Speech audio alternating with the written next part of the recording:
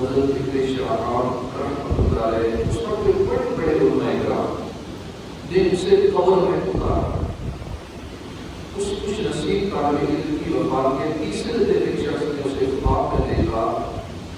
کیا دیکھتے ہیں کہ ایک خوبصورت نوجوان ہے, اس نے سفید لباس پہنا ہے, سبز امامہ سر پر سجایا ہے اور ایک خوبصورت گھوڑے پر بیٹھا آسمان سے اترا ہے. خواب دیکھنے والے نے اس کا یہ مقام اور مرتبہ دے کر حیرانی سے پوچھا ہے, نوجوان تو اس مقام پر کیسے پہنچے؟ نوجوان نے کہا کہ مجھے میرے علم دین نے یہاں تک پہنچا. علم کا ہر وہ بات جو میں سیکھتا تھا اس بات نے مجھے جنت کے درجات طے کیا. ہر باب نے مجھے جنت کے ایک درجہ طے کیا. اگر سے میں طالب علم ہوں مگر اللہ کے فضل و کرم سے میں علماء کے درجے میں پہنچ گیا.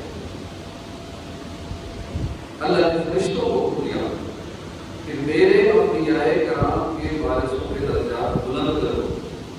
بے شک میں نے اپنے ذمہ کرم پر لے لیا کہ جو بھی عالم دین یا طالب علم ہو, طالب علم دین ہو, ان سب کو ایک ہی درجے میں رکھوں گا. جو عالم ہو یا طالب علم ہو علم دین کا, جنت میں وہ ایک ہی درجے میں رہیں گے. اگر ہم دنیا سے علم دین سیکھتے سیکھتے مر جائیں گے بڑی فضیلت ہے. بے شک آپ بھی ہوگا صحیح, آپ بھی صحیح, کیونکہ یاد نہیں ہوتا, ذہن کمزور ہے, مشکل ہے طالب بننا, تو کم سے کم طالب علم میں شمار ہو جائیں گے کہ ہم طالب علم تھے اور پھر کسی حالت میں ہم دنیا سے چلے گئے. تو انشاءاللہ علماء کے درجے میں جنت میں بیٹھے رہے. وہ خوش نصیب طالب علم بولا کہ میں بھی طالب علم کی دعوت سے اللہ نے مجھے بلند درجات عطا فرمائے, یہاں تک کہ میرے اور رسول اللہ صلی اللہ علیہ وسلم درمیان 2 درجوں کا فاصلہ رہ گیا.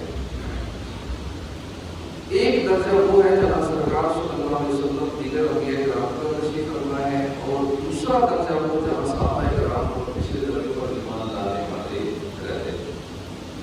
ان 2 درجات کے بعد جو درجہ علماء کرام اور علماء دین کے لیے ہے, طالب علم دین نے اللہ کی عنایت کا وسیع ذکر کرتے ہوئے کہا کہ جب علماء کرام والے درجے میں پہنچا تو وہاں علماء نے میرا بڑا اچھا ویلکم کیا, بہت اچھے طریقے سے میرا استقبال کیا. پھر اللہ نے مجھے خوشخبری دیتے ہوئے فرمایا, پورے ہمارے علماء کے گروہ کو خوشخبری دیتے ہوئے فرمایا, اے گروہ علماء, یہ میری جنت میں نے یہ تمہیں عطا کی, یہ میری رضا ہے, بے شک میں تم سے راضی ہوں.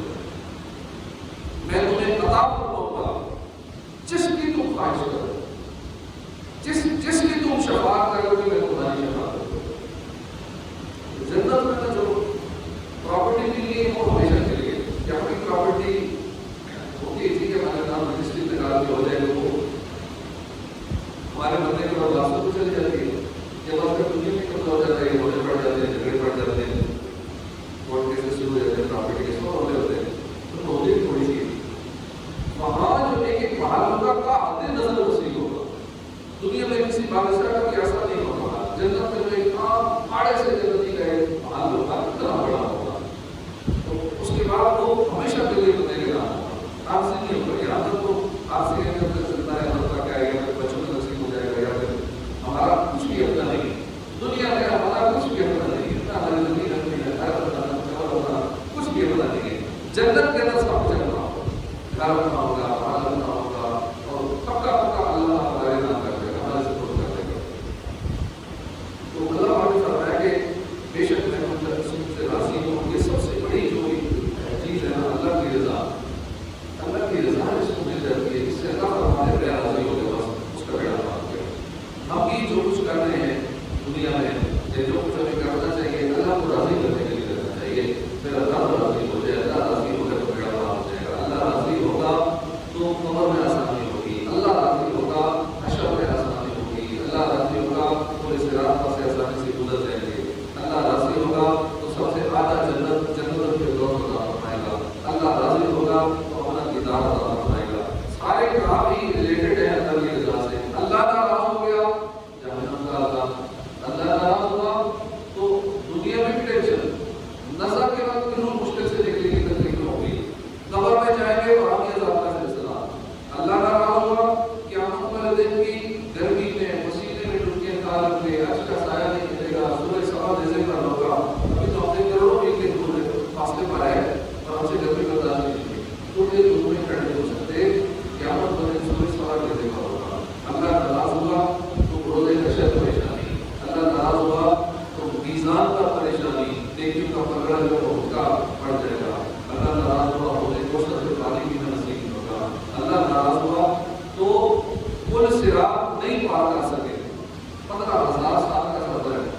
نہیں پار کر سکے گا. اللہ راضی ہوا تو سارے کام ہوتے ہیں.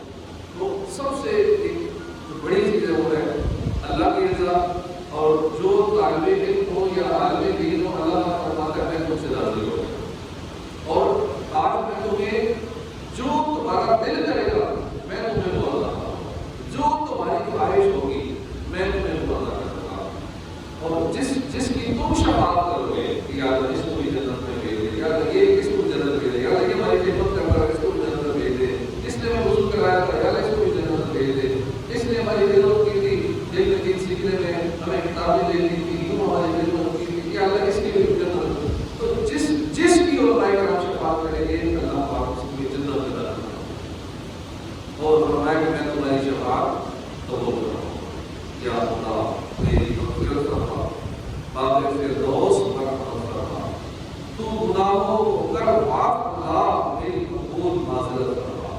مصطفیٰ کا وسیلہ اور تو عنایت خدا فرما, موت کی ماں کے دے مدینے اور محمود عاقبت فرما. سرفراز اور سرخرو مولا مجھ کو تو بھروسے آخرت فرما. علامہ ابن بطال رحمۃ اللہ علیہ یہ واقعہ ایمان افروز واقعہ لکھنے کے بعد بتاتے ہیں کہ یہ تمام تر فضائل ان کے لیے ہیں جو صرف اور صرف اللہ کی رضا کے لیے علم دین حاصل کرتے ہیں اور پھر اپنے علم پر عمل بھی کریں. کیونکہ اللہ کی رضا شرط ہے ہر معاملے میں, جو بھی ہم دیکھ کام کر رہے ہیں اللہ کی رضا شرط ہے, صرف اللہ کی رضا ہو.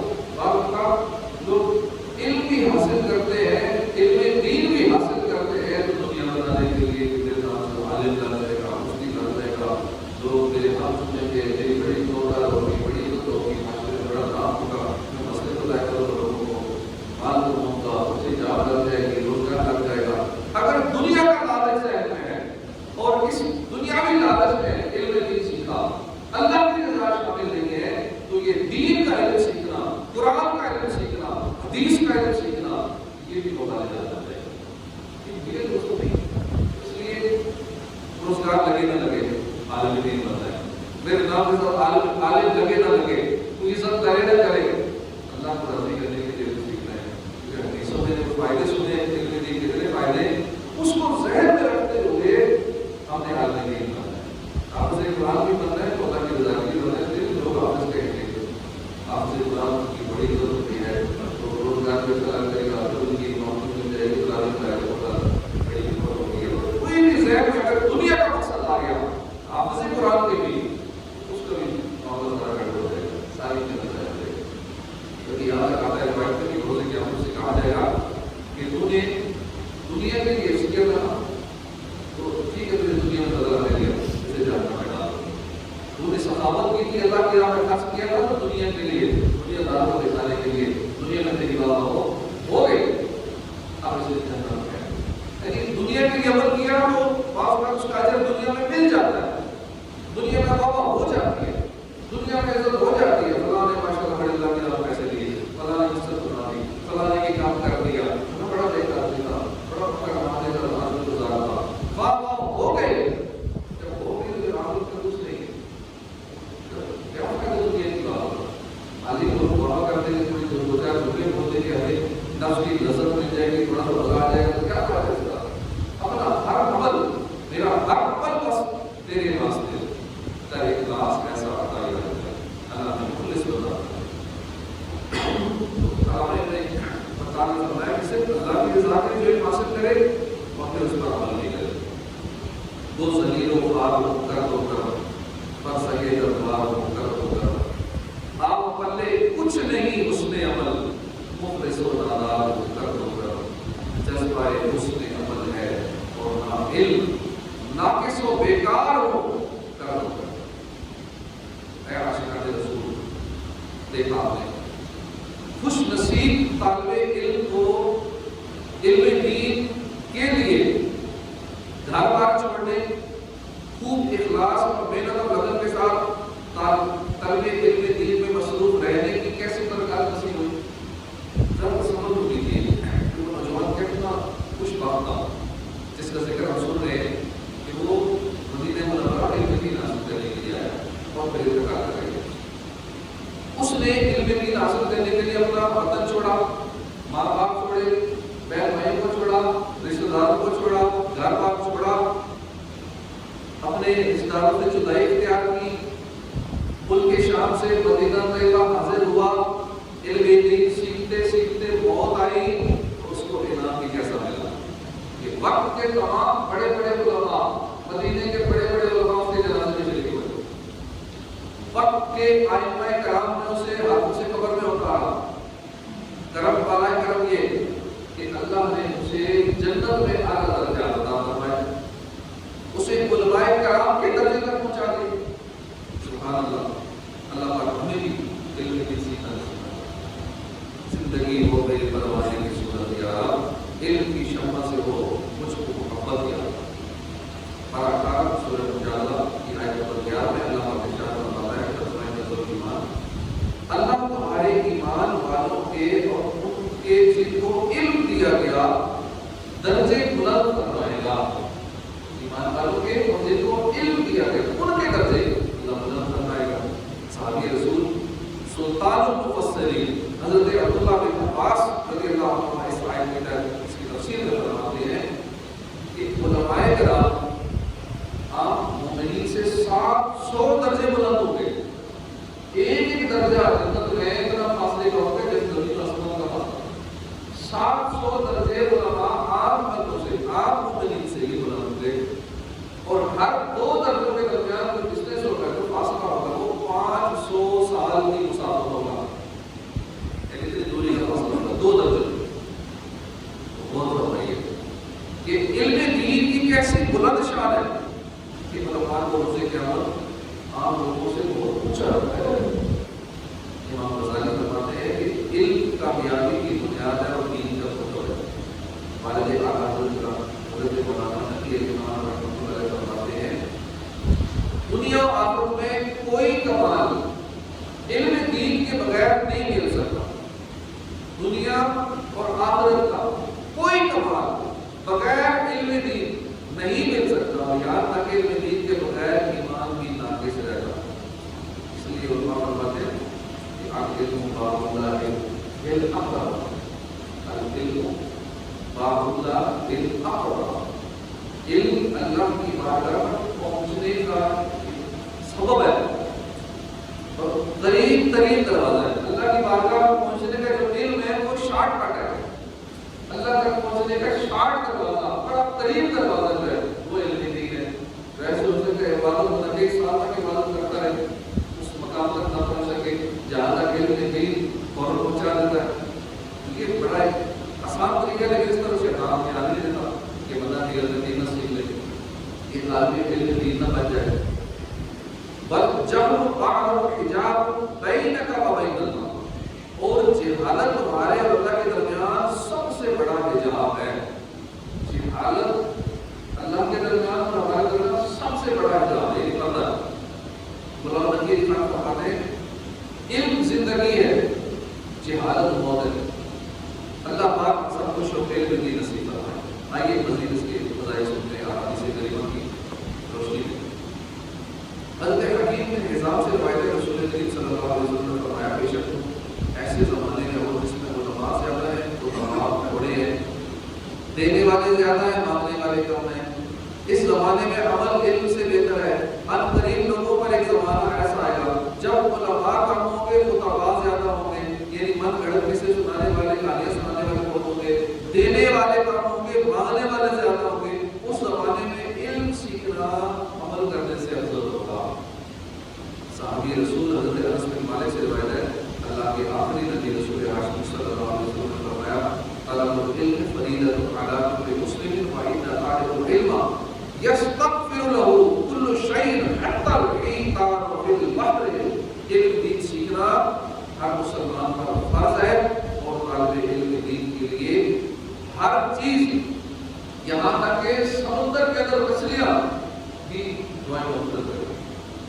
طالب علم دین کے لیے ہر چیز دعا کرتی ہے، چمٹیاں اپنے دلوں میں دعا کرتی ہیں، مچھلیاں سمندر کے اندر طالب علم دین کے لیے دعا مغفرت کی دعا کرتی ہیں۔ علم دین سیکھنے کی کیسے برکات ہے کہ طالب علم دین اپنے کاموں میں مشغول رہتا ہے، طالب علم 3 کتاب پڑھتا رہتا ہے، حدیث کی، قرآن کی، دیگر دینی معاملات سیکھتا رہتا ہے، اپنے کاموں میں مصروف رہتا ہے، قرآنی آیات اور حدیثیں یاد کرتا رہتا ہے، دنیا کی ہر چیز یہاں تک کہ سمندر کی مچھلیاں بھی اس کے لیے دعا کرتی رہتی ہے. کتنی بڑی خوش نصیبی ہے کہ ہمارے لیے دعائیں بھی اور کیا کریں. اور پھر رزق کا انتظام بھی اور کرتا ہے. اللہ پاک نے ویسے تو ہر بندے کا رزق اپنے ذمہ لیا ہے، لیکن جو علم دین میں لگ جاتا ہے اس کے لیے اللہ پاک نے خاص پیکیج رکھے. اس کے تو روزی کا ذمہ اپنے ذمہ کرم پر لے دیتا ہے جو علم دین سیکھنے میں لگتا ہے. یہ کچھ ہوتی ہے. ابھی ہم نے جو حدیث پاک سنی ہے اس میں فرمایا گیا کہ علم حاصل کرنا ہر مسلمان پر فرض ہے. اب کون سا علم ہے، کون سا فرض ہے، یہ بھی پتہ ہونا چاہیے. اس حدیث پاک میں جو فرمایا فرض ہے، اس حدیث پاک کی مشکل کون سا علم فرض ہے. کیونکہ فرض کا تو ایسا ہوتا ہے جس کو چھوڑیں گے تو گناہگار ہو جائیں گے. جیسے نماز فرض ہے، نماز کو چھوڑیں گے تو گناہگار ہے، جہنم کے اقتدار ہے. تو اب یہ علم فرض ہے، کون سا علم فرض ہے، اس کی وضاحت کرتے ہوئے شیخ طریقت مدینہ رسول فرماتے ہیں کہ اس حدیث پاک سے اسکول کالج کی بروجہ تعلیم جو اس وقت چل رہی ہے یہ مراد نہیں ہے، بلکہ ضروری علم دین مراد ہے. وہ کون سا ہے؟ سب سے پہلے اسلامی عقائد کا علم سیکھنا. ایک مسلمان کا عقیدہ کیا ہونا چاہیے، اللہ کے بارے میں کیا کنسپٹ ہو، فرشتوں کے بارے میں کیا عقیدہ ہو، نبیوں کے بارے میں کیا عقیدہ ہو، نبیوں کے درجات کسی کا کیا درجہ ہے، کیا اس کی کیٹیگری کس حساب سے ہے. اسی طرح جو بیسک عقائد ہے کہ ہر مسلمان کا عقیدہ کیا ہونا چاہیے، یہ علم سیکھنا ہر ایک پر فرض ہے. تو یہ نہیں ہوگا تو ایمان بدلنا پڑے گا. جو ہمیں تو عقیدہ نہیں پتا، جو ہمیں جیسے سنائے گا اسی ایمان لے کے اور اپنا ایمان بدلنا پڑ جائے گا. اس لیے ہر ایک کے لیے ضروری ہے کہ عقائد کا علم سیکھے. سب سے پہلے یہ چیزوں کے لیے سیکھنا فرض ہے. اس کے بعد نماز کا علم سیکھنا فرض ہے کہ جیسے ہی بالغ ہوئے نماز فرض ہوئی، نماز کی واجبات، نماز کی شرائط، نماز کے مفسدات، جن چیزوں سے نماز ٹوٹ جاتی ہے تو نماز سے ریلیٹڈ باتیں یہ سیکھنا اس میں فرض ہو گیا. اسی طرح رمضان آیا، روزے فرض ہوئے، اس کے لیے روزے کے ضروری مسائل سیکھنا فرض ہو گئے. روزہ کیسے رکھنا ہے، روزہ کے بعد ٹوٹ جاتا ہے، کیا معاملات ہوتے ہیں، یہ سارے سیکھنے فرض ہے. جس پر زکات فرض ہو گئی اس پر زکات کے مسائل سیکھنا فرض ہو گیا. نہیں سیکھے گا تو گناہگار ہوگا. حج فرض ہوا، اس پر حج کے مسائل سیکھنا فرض ہو گئے. نکاح کرنا چاہتا ہے اس کو نکاح کے حوالے سے اس میں سیکھنا فرض ہو گیا. شادی کے معاملات، طلاق کے معاملات سارے فرض ہو گئے. تجارت کرنا چاہتا ہے، ابھی بزنس شروع نہیں کیا، تجارت کے مسائل سیکھنا فرض ہو گئے. لین دین کے مسائل فرض ہو گئے. خریداری کرنی ہے، اب کس بندے نے پرچیزنگ نہیں کرنی ہوتی، گھر کے سودا سلو سے لے کر بڑے بڑے بزنس تک ہر میں پرچیزنگ کرنی ہوتی ہے. ہر بندے کا واسطہ پڑتا ہے خریداری کرنے سے. کون ہے جو خریداری کے لیے سیکھتا ہے، یا کس نے سیکھا ہے کہ خریداری کرنی ہے، میں نے دکان پہ جا کر چیز لینی ہے، بھائی اتنے روپے کی فلاں چیز دے دو. اب اس کے شرعی اصول کیا ہے، کس نے سیکھی؟ ذہن نے. یہ تو مشکل کام، پیسے دینے چیز دینی، تو اس کے اندر ہی بہت ساری چیزیں جس سے ہم گناہگار ہو جاتے ہیں. ہمارا وہ سودا پیسے بھی چلے جاتے ہیں، ہم گناہگار بھی ہو جاتے ہیں، وہ سودا ناجائز بھی ہو جاتا ہے. اب یہ کیسے ہوتا ہے، کیا سنتے ہیں، کیا اس میں غلطیاں ہیں، کیا ہم غلطیاں کرتے ہیں، کیا دکاندار غلطیاں کرتے ہیں، یہ چیزیں سیکھنا فرض ہو جاتا ہے خریدار کا. اسی طرح نوکری جس نے کرنی، جاب کرنی ہے، کسی کا ملازم لگنا ہے، ہم اس کے جاب کے مسائل سیکھنا فرض ہو گئے. جس نے ملازم رکھنا ہے، اپنا کوئی نوکر رکھنا ہے کاروبار کے لیے، گھر کے لیے، اس معاملے کے لیے، اس کے لیے بھی اس کے بارے میں سیکھنا فرض ہو گیا. اجارے کی شرائط، میں نے اگر جاب کرتی ہے تو میرے لیے کیا کیا چیزیں ضروری ہے، میں نے ایگریمنٹ کیا کرنا ہے، اس میں شرائط شریعت نے جو بتائی وہ کون سی ہے. اسی طرح میں نے ملازم رکھنا ہے، میں نے اس سے کیا ایگریمنٹ کرنا ہے، کون کون سی شرائط طے کرنی ہے، اس کے ساتھ ڈیل کیسے کرنا ہے، یہ اس پہ سیکھنا فرض ہو گیا. غرض کے ہر مسلمان عاقل و بالغ مرد و عورت پر اس کی موجودہ کنڈیشن، موجودہ حالت کے مطابق اس پہ علم سیکھنا فرض. اب ہر ایک دیکھ لے کہ میری موجودہ کنڈیشن کیا ہے، اس وقت کیا نماز مجھے فرض ہے، میں بالغ ہوں یا نہیں، روزے فرض ہے یا نہیں، حج فرض ہے یا نہیں، میں بال بچے دار ہوں تو میں کون سا علم سیکھوں، میرے اوپر طلاق کے، نکاح کے، دیگر معاملات کون سے سیکھنے فرض ہے، میں بزنس کرتا ہوں یا کرنا چاہتا ہوں یا کون سا بزنس کر رہا ہوں، پھر اس کی آگے کیا کریے، کس ٹائپ کا بزنس کر رہا ہوں. ہر بزنس کی پھر الگ آگے ڈیٹیل ہے کہ اس بزنس کے اندر یہ لائسنسی معاملات ہے، اس کو یوں جائز طریقے سے کرنا ہے، فلاں ہے، یوں ہے، یوں ہے. آن لائن کتنے بزنس چل رہے ہیں، لوگ اس کو حلال سمجھ کے کر رہے ہیں، کتنی محنت بھی کرتے ہیں اور حرام کی کمائی کھا رہے ہیں. چلو پوچھتے نہیں ہے بھائی یہ کرنا ہے، صرف دیکھتے ہیں اس میں انکم اتنی آ رہی ہے، کمیشن اتنا آ رہا ہے، پروفٹ اتنا آ رہا ہے، صرف پروفٹ دیکھتے ہیں. یہ نہیں دیکھتے جائز ہے یا ناجائز ہے. کوئی بھی کام کرنے سے پہلے جو سورس آف انکم ہے اس سے پہلے یہ دیکھنا ضروری ہے کہ میں جو کچھ کرنے لگا ہوں جس کے ذریعے سے مجھے انکم آ رہی ہے پہلے میں شرعی حوالے سے معلومات کر لوں کہ جائز ہے یا ناجائز ہے. تو جیسے ہی مال نظر آتا ہے عقل میں باتیں پڑ جاتے ہیں، پروفٹ اتنا آ رہا ہے، باقی بھول ہی جاتے ہیں اس کا پوچھنا جائز ہے ناجائز ہے. تو اس طرح کر کے بہت سارے معاملات ہیں، ہمیں شرعی رہنمائی دینی چاہیے، علم سیکھنا چاہیے. اسی طرح ہر ایک کے لیے حلال و حرام کے مسائل سیکھنا بھی فرض ہے. مسائل قلب سیکھنا بھی فرض ہے، یعنی باطنی مسائل. دل کو کوئی بیماری کرتے ہیں نا، ہارٹ اٹیک ہو جائے، دل کے بات بند ہو جائے تو سرجری بھی کراتے ہیں، تو اسٹنٹ بھی لگاتے ہیں، اس کا علاج بھی کراتے ہیں، تو ہارٹ کے ہاسپٹل میں جا کے کتنا پیسہ خرچ کرتے ہیں ایک دل کی علاج کرانے کے لیے. اور بڑے ٹینشن میں آ جاتے ہیں کہ دل کا مسئلہ ہے، اس کو دل کا مسئلہ ہے، کولیسٹرول بڑھ گیا ہے، اس کو کام بیماری ہو گئی، اتنے ٹینشن میں آ جاتے ہیں. لیکن ہمارے دل کو اس سے بھی خطرناک بیماریاں جو بال بند ہو جاتے ہیں یا کچھ اور کولیسٹرول بڑھ جاتا ہے، یہ دو تین جتنی بھی خطرناک بیماریاں ہیں اس سے بھی خطرناک بیماری ہے باطنی بیماری. دل کے اندر حسد کی بیماری لگ جاتی ہے، دل میں بغض و کینہ کی بیماری لگ جاتی ہے. اس بھائی کے بارے میں دل میں بغض و کینہ، فلاں رشتہ دار کے بارے میں، فلاں مسلمان کے بارے میں دل میں بغض و کینہ، دیکھ کے غصہ آتا ہے، اچھا نہیں لگتا، دل میں غصہ رکھ لیتے ہیں، چھپی ہوئی دشمنی دل میں رکھ لیتے ہیں. یہ خطرناک بیماری ہے. ہم اپنے آپ کو نقصان پہنچا رہے ہیں، اپنے دل کو نقصان پہنچا رہے ہیں، اپنے سینے کو ہم نے کینے سے بھرا ہوا ہے. اپنے سینے کو پاک صاف رکھ کے سکون کی لائف گزاریں. تم ٹینشن میں حالت رہتے ہیں، اس کے بارے میں غصہ، اس کے بارے میں نفرت، اس کی غیبت، اس کی چغلی، اس کو تنگ کیا. تو باطنی بیماریاں، باطنی فرائض، یہ سیکھنا بھی فرض ہے. عاجزی سیکھنا یہ بھی ضروری ہے، یہ سیکھنا چاہیے. عاجزی کیسے کریں، اخلاص کے بارے میں سیکھنا ضروری ہے. توکل کے بارے میں سیکھنا فرض ہے. ان کو حاصل کرنے کا طریقہ.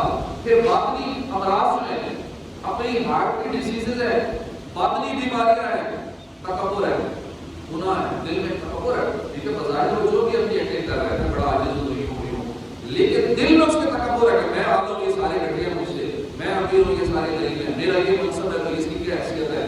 تو یہ باطنی بیماریاں لگی ہوتی ہیں. تکبر کی بہت خطرناک بیماری ہے، یہ ہمارے دل کو لگی ہوتی ہے. اسی طرح ریاکاری کی بیماری، حسد کی بیماری، بدگمانی کی بیماری. ہر بندے کے بارے میں بدگمانی کرنا، یہ ایسا ہوتا ہے. شریعت کا حکم یہ ہے کہ کسی بھی مسلمان کے بارے میں بدگمانی نہ کرو. یہاں تک حکم ہے کہ اگر کوئی ایسی چیز دیکھو جس سے بدگمانی لگ رہی ہے کہ باقی یہ غلط ہے، تو پھر بھی کوئی اچھا سوچو نہیں ہو سکتا ہے کہ مثلا کسی کے منہ سے شراب کی بو آ رہی ہے، ڈائریکٹ فتویٰ لگا تو اس نے کی ہے، سوچو ہو سکتا ہے کہ کسی نے زبردستی ملا دی ہو سکتا ہے گن پوائنٹ ملائی ہو سکتا ہے اس نے منہ میں ڈال کے انگلی کر دی ہو، اسمیل تو آ رہی ہے، لیکن ہو سکتا ہے اس نے شراب میں ڈالی ہو، پھر توبہ کرنے کا احساس ہو گیا تو نکال دی ہو. اس طرح کے 70 گمان سوچو کہ نہیں کیوں بھی پاسبل ہے، یہ بھی ہے، یہ کسی گناہ نہیں کیا ہوگا، اس نے یہ نہیں کیا ہوگا. 70 اچھے گمان سوچو. پھر بھی اگر کوئی اور 71 گمان نہیں آیا پھر بھی گمانی کیا سکتے. لیکن آپ پہلی نظر کے لیے مسلمان کے بارے میں دل میں بدگمانی بٹھا لیتے ہیں، یہ اس نے کیوں کیا تو یہ ہے ایسا. اس کے بارے میں ایک نیگیٹو امیج اپنے دماغ میں بٹھا لیتے ہیں اور اس سے نقصان ہمارا اپنا ہوتا ہے. کبیرہ گناہ کے اندر مبتلا ہو جاتے ہیں، اپنے دل کو یہ بیماری لگا لیتے ہیں. بھائی اگلے کو اگلے کا کیا بگاڑ رہے ہیں، دل میں بدگمانی کر کے اگلے سے اس کا کیا بگاڑ رہے ہیں، اپنا نقصان کر رہے ہیں، اپنے سینے کو خراب کر رہے ہیں، اپنے اندر سکون کی دولت کو برباد کر رہے ہیں. آگے کے بارے میں اچھا سوچے، سارے اچھے ہیں، یہ بھی اچھا ہے، یہ بھی اچھا ہے، سارے لے کر میں اچھا نہیں، میں نہیں، سب اچھے ہیں. اس طرح اچھی اچھی نیتوں کے ساتھ ہمیں یہ دوسروں کے بارے میں اچھا بتا رکھنا چاہیے. پھر بغض و کینہ وغیرہ یہ سب کا علاج سیکھنا بھی ہر مسلمان کا فرض ہے. اسی طرح مبلغات جو ہلاک کرنے والی چیزیں ان کے بارے میں بھی سیکھنا بھی فرض ہے، جیسے جھوٹ ہے، غیبت ہے، چغلی ہے، بدگمانی، عبادت خلافی، بہتان، بدنگاہی، دھوکہ، مسلمانوں کو ایذا دینا، ایذاء مسلم وغیرہ وغیرہ. تمام صغیرہ اور کبیرہ گناہوں کے بارے میں ضروری احکام سیکھنا یہ فرض ہے، جو حدیث پاک ہم نے سنی ہے کہ ہر مسلمان پر یہ دین سیکھنا فرض ہے۔ تو یہ دو میں جو فرض ہیں، خدایا ہمیں اسلامی احکام، خدایا ہم اسلامی احکام سیکھیں، بچائیں جو دوسر سے وہ کام سیکھیں۔